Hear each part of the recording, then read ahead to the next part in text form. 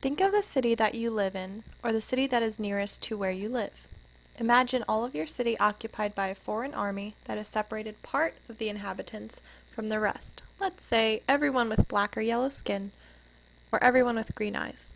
And imagine that they are not only separated from everyone else, but are imprisoned in one of the city's neighborhoods around which a wall has been built. Naturally, this wall would have to cut down or across certain streets and would sometimes even divide single houses and their yards in two. Inside the walled-off neighborhood, everything remains the same. The movie houses, the schools, the nightclubs, the different stores, the hospitals. Yet because of the wall and the guards stationed at its few checkposts that can be crossed only by special permission, supplies have trouble reaching the stores and the peddlers who, young and old, increase in number day by day. And of course, public transportation isn't what it used to be either. The private cars and the trolleys have disappeared and the streets are filled with rickshaws, sort of large tricycles that are pedaled by drivers sitting behind and have seats in front on which there are skinny or too fat passengers can fit. If you were wealthy before the occupation, you can still afford to buy what you want or even to visit the nightclubs. Although for that, you have to be very rich and to watch out for the night curfew. And if you're brave or desperate enough, you can try smuggling food from other parts of the city into your walled quarter. If you're caught, you'll be shot, even if you're only a small boy or girl. If you get away with it, though, you'll make a fortune overnight. Next time, perhaps you can hire someone else to do the dirty work for you, and not have to risk your own neck. You see, here, the difference between being rich and poor is not just a question of how you live or dress or eat. It is a question of life and death. The rich have food while the poor die of hunger, and no one is able to help them. I can remember my mother refusing to go out into the street because she couldn't stand the sight of all the children begging for bread when she had nothing to give them. Her first worry was for me and my brother, and every slice of bread she gave another child meant one less for us. And I remember how once on my way to school, which was really only a little room with 3 students and 1 teacher, a man snatched a sandwich bag right out of my hands and swallowed the paper and the string together with the sandwich. It baffled me how he managed to get down the string. Paper was one thing, but string? And then 2 well-dressed men came along and gave him a beating because he had stolen food from a well-dressed child. Still, people married, quarreled, and loved. They even had children. And there were birthdays and toy shops and a bakery that belonged to an aunt of mine who gave me a pastry every day. There was a boy who lay for a long time on the sidewalk outside her shop until he died.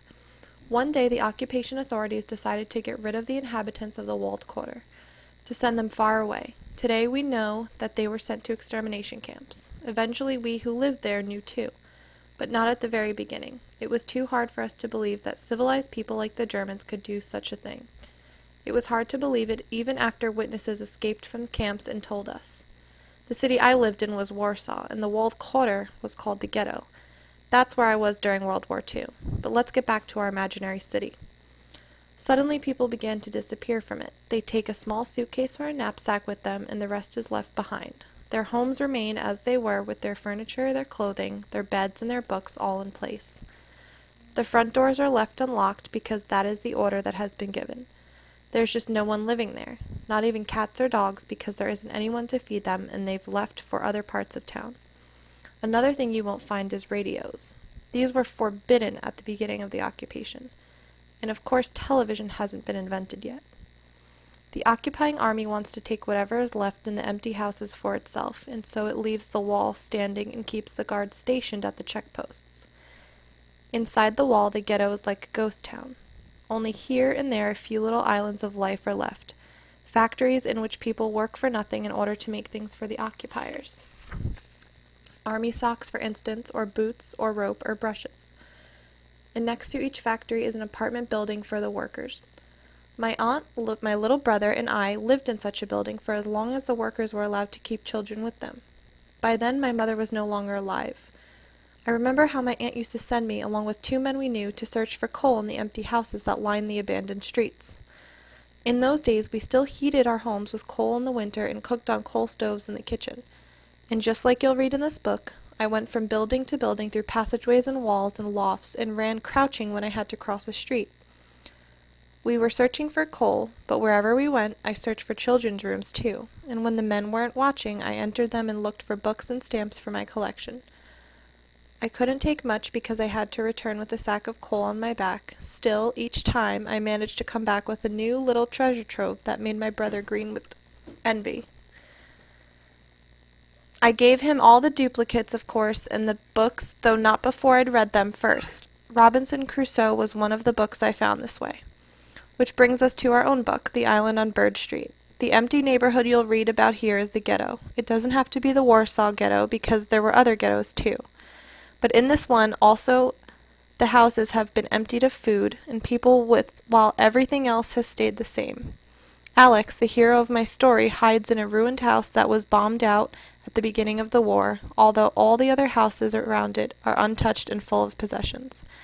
This house is really not very different from a desert island, and Alex has to wait in it until his father comes.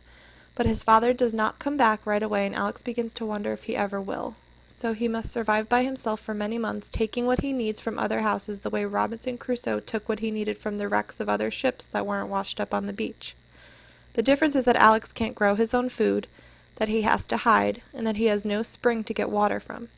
But Alex can see the rest of the world through a peephole in his hideout, because the ruined house overlooks the wall that seals off the deserted ghetto. Through this hole he sees all the people who aren't shut up as he is, even if they too must live under a cruel occupation. He even sees children going to school every morning, and yet, though they seem so near, they are as far away from him as were the nearest inhabited lands from Robinson Crusoe's island. Alex has no Man Friday either. He has only a little white mouse. And yes, one more thing. Alex has hope, because he is waiting for his father.